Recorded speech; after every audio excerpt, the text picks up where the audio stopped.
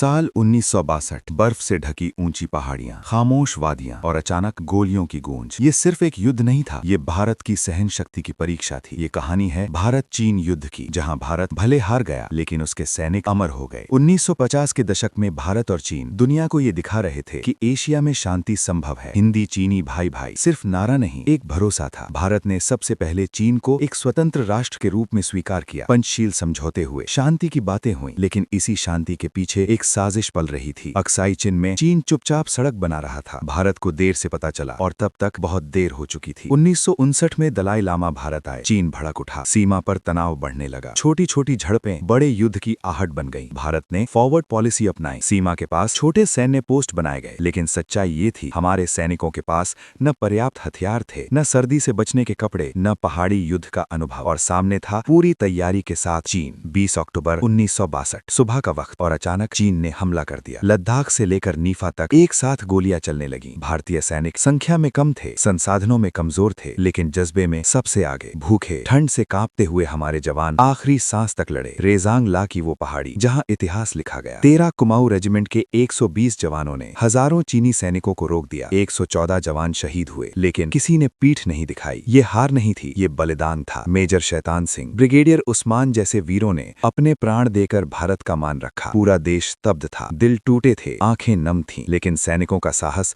हर भारतीय को मजबूत बना रहा था। 21 नवंबर 1962 चीन ने अचानक सीज फायर की घोषणा कर दी। भारत युद्ध हार गया था, लेकिन आत्मविश्वास नहीं हारा। ये हार भारत के लिए सबक बनी। सेना को मजबूत किया गया, हथियार बदले, रणनीति बदली। 1962 ने भारत को कमजोर नहीं किया, 1962 ने भारत को तैयार किया। आज भारत वही देश नहीं है। आज हमारी सेना हर चुनौती का जवाब देना जानती है। गलवान हो या डोकलाम, भारत अब पीछे नहीं हटता। 1962 के शहीद आज भी हमें याद दिलाते हैं कि देश हथियारों से नहीं बल्कि बलिदान से मजबूत बनता है। 1962 में भारत हारा था, लेकिन उसके सैनिक अमर हो गए, क्योंकि युद्ध मैदान में हारा जा सकता है, लेकिन हौसला कभी नहीं।